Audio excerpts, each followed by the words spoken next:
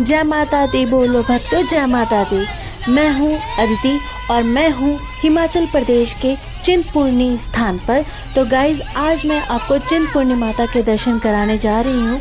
उससे पहले मैं आपको एक चीज़ ज़रूर बताना चाहूँगी कि जब भी आप कभी तीर्थ स्थान पे जाएं तो हमेशा गीत भजन गाते हुए जाएं, सिमरन करते हुए जाएं। तो जो ये आपकी यात्रा है और भी सुखमय हो जाती है और सुगम हो जाती है।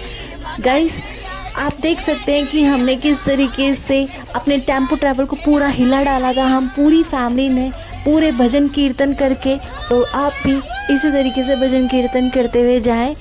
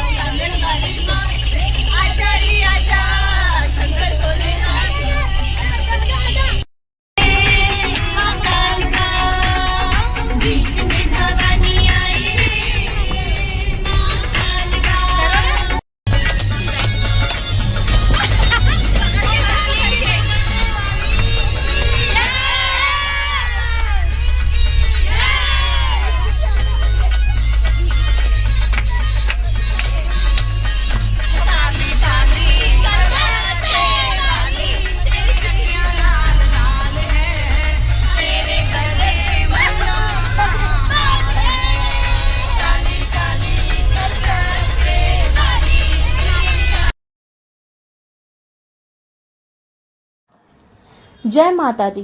इस समय हम हिमाचल प्रदेश में हैं और मैं जा रही हूँ चिंतपूर्णी माता के दर्शन करने के लिए। उससे पहले गाइस, मैं आपको बता दूँ, चिंतपूर्णी पहुँचने के लिए आप ट्रेन या कोई दूसरे ट्रांसपोर्ट भी ले सकते हैं। बात करते हैं ट्रेन की, तो आपको सबसे पहले चिंतपूर्णी मंदिर पहुंचने के लिए आपको सबसे पहले ऊना रेलवे स्टेशन तक पहुंचना होगा, क्योंकि ऊना सबसे नज़दीक है मंदिर के। तो ऊना से चिंतपूर्णी का जो रास्ता रह जाता है वो 50 किलोमीटर का रह जाता है। ऊना से चिंतपूर्णी मंदिर के लिए बस भी चलती है। अगर आप प्राइवेट व्हीकल से जा रहे हो दिल्ली या चंडीगढ़ के रास्ते से होते हुए, तो ऊना दंगल से होते हुए आगे एक छोटा सा कस्बा आता है मुबारकपुर। वहां से आप अंदर की तरफ चिंतपूर्णी मार्ग पर चल पड़ोगे। मुबारकपुर से चिंतपूर्णी का जो डिस्टेंस है वो 16 किलोमीटर की दूरी है। चिंतपूर्णी धाम की यात्रा के साथ साथ हम चिंतपूर्णी का इतिहास, उसके दर्शन और वहाँ रहने खाने की सुविधा के बारे में हम डिस्कस करेंगे। रास्ते में जगह आती है बरवाई। इससे 3 किलोमीटर अंदर की तरफ चिंतपूर्णी मंदिर स्थापित है। हम आ चुके हैं चिंतपूर्णी मंदिर स्थान पर और यहाँ से होगी हमारी यात्रा शुरू। आप जिस भी प्राइवेट व्हीकल में आए हैं, यहाँ पर एक बहुत बड़ी पार्किंग है, तो आप यहाँ पर अपना जो भी ट्रांसपोर्ट है आप अपना यहाँ पर पार्क कर सकते हैं। उसके बाद आप अपनी यात्रा यहाँ से शुरू कर सकते हैं। पिछले साल जब हम आए थे तो हमारा टेम्पो ट्रैवल को पार्किंग तक भी नहीं जाने दिया था, क्योंकि यहाँ पर काफ़ी पुलिस फोर्स लगी हुई थी और उन्होंने हमारे टेम्पो ट्रैवल को काफ़ी पीछे रोक दिया था। तो हम वहाँ से पैदल यात्रा करते हुए हम पार्किंग तक आए और फिर पार्किंग से भी ऊपर हमें चिंतपूर्णी मंदिर जाना था। तो ये काफ़ी ज़्यादा सीधी और समतल चढ़ाई है। आप देख सकते हैं कि किस तरीके से यहाँ पर बाजार लगा हुआ है और यहाँ पर रेस्टोरेंट वगैरह भी आपको काफ़ी आपके ही प्राइजेस में यहाँ पे मिल जाएंगे। आप हाई प्राइजेस ले सकते हैं, लो प्राइजेस ले सकते हैं। और यहाँ पर फूड की बहुत ही फैसिलिटीज़ है और हमने यहाँ पर बर्गर खाया था जिसमें छोला स्टफ़ में भरा हुआ था। तो आप देख सकते हैं पूरी फैमिली ने यहाँ पर यही बर्गर और पेप्सी को पिया और फिर थोड़ा सा रेस्ट किया और फिर यहाँ से हमने अपनी यात्रा शुरू कर दी। तो आपके हर शॉप पर एक बड़ी सी कढ़ाई मिलेगी। उस कढ़ाई में हलवा होगा। ये हलवा सूजी का भी हो सकता है और आटे का भी हो सकता है।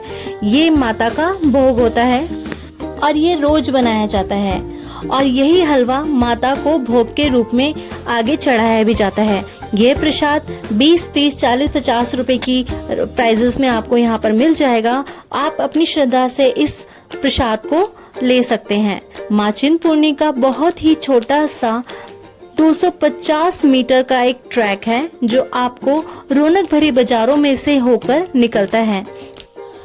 चिंतपूर्णी मंदिर हिमाचल प्रदेश का सबसे अमीर मंदिर है। यहाँ पर श्रद्धालुओं द्वारा चढ़ाए गए चढ़ावे की वजह से ये अमीर मंदिर कहलाता है। चिंतपूर्णी मंदिर में नवरात्रों के दौरान बहुत ही क्राउड रहता है, पर बाकी महीनों में अगर भक्तगण जाते हैं तो उन्हें भीड़ यहाँ कम मिलती है। माँ के भवन में प्रवेश करने से पहले चांदी के बड़े बड़े द्वार दिखाई देते हैं, जिस पर माँ की अलग अलग रूपों से आकृतियाँ यहाँ बनी हुई होती है। असुरों से युद्ध में जीत के बाद माँ के 2 गलोच जया और विजया ने माँ से कहा उनकी प्यास अभी नहीं बुझी, तो माँ ने उसी समय उपहार स्वरूप अपना मस्तक काटकर उनकी प्यास बुझाई। तभी से माँ को छिन्नमस्तिका भी कहा जाता है। जब भीड़ होती है तो श्रद्धालुओं को माँ का अधिक समय नहीं मिल पाता, तो मैं अपने चैनल के माध्यम से गर्भगृह में लाल सिंदूर पीली हल्दी से श्रृंगार माँ चिंतपूर्णी के खुले दर्शन अपने दर्शकों को करा रही हूँ। माँ चिंतपूर्णी की एक प्रथा बहुत ही अनोखी है। माँ के भवन पर सिक्के फेंके जाते हैं, तो सिक्के नीचे गिर जाएं या वापस आ जाएं तो उसे भक्तगण आशीर्वाद समझ के अपने घर ले जाते हैं। हनुमान जी भैरवनाथ माँ के रक्षक के रूप में माँ के भवन के रूप में ऊपर से शोभित है। माँ चिंतपूर्णी धाम एक शक्तिपीठ भी है और सिद्धपीठ भी। शक्तिपीठ इसलिए कहा जाता है जब भगवान शंकर माँ सती के मृत शरीर को लेकर ब्रह्मांड के चक्कर लगा रहे थे तो यहाँ पर सती के चरण गिरे थे।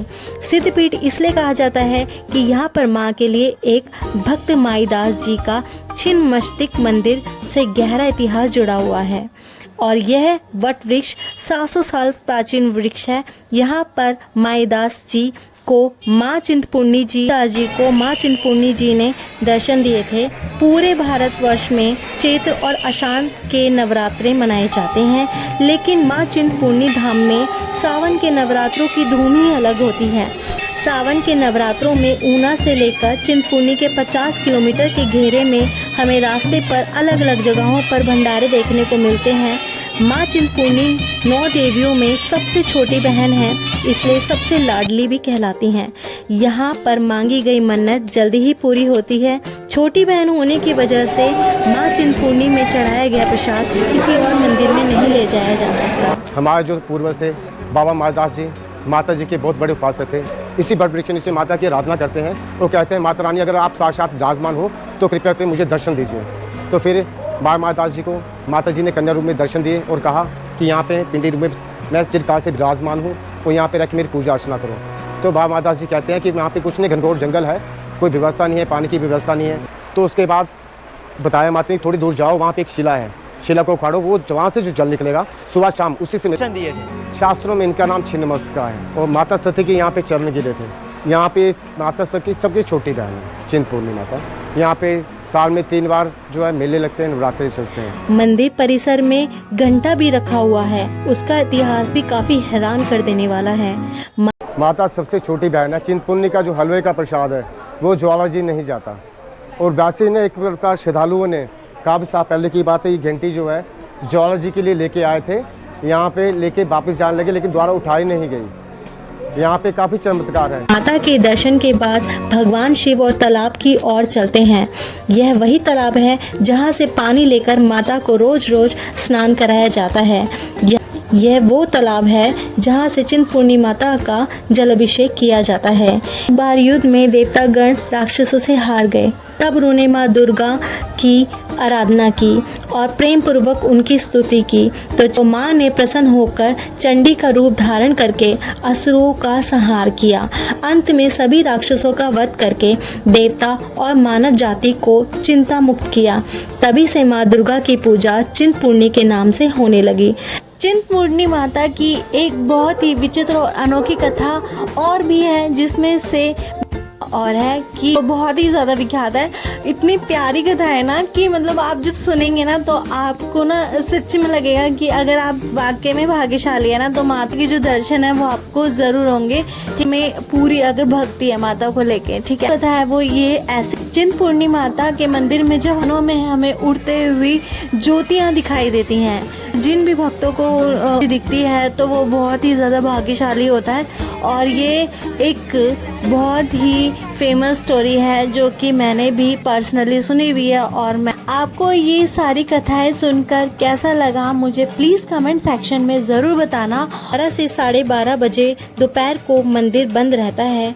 उस समय माता को भोग लगाया जाता है और वही भोग सभी भक्तों में और वहाँ के शॉपकीपर में बांटा जाता है। चिंतपूर्णी मंदिर में आपको बहुत ही धर्मशालाएं और प्राइवेट होटल मिल जाएंगे। 1 किलोमीटर पहले मंदिर से धर्मकोट की धर्मशाला मिल जाएगी, जिसका नॉन एसी रेंट जो होगा वो 300 और एसी रेंट उसका 700 रुपये आपको पड़ेगा। धर्मशाला काफ़ी ज़्यादा साफ़ सुथरी है। ऐसी और भी धर्मशालाएं चिंतपूर्णी में मिल जाएंगी।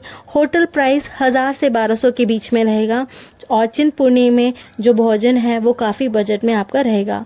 चिंतपूर्णी माँ का लंगर हॉल भी है जिसे माई दास भवन भी कहा जाता है। लंगर हॉल मंदिर से 500 मीटर पहले ही पड़ जाता है। ये है माँ चिंतपूर्णी के पूरे दर्शन। मेरी वीडियो को लाइक ज़रूर करना और मेरे पहली बार आया है वो सब्सक्राइब ज़रूर करके जाना। Thank you for watching it. Bye bye.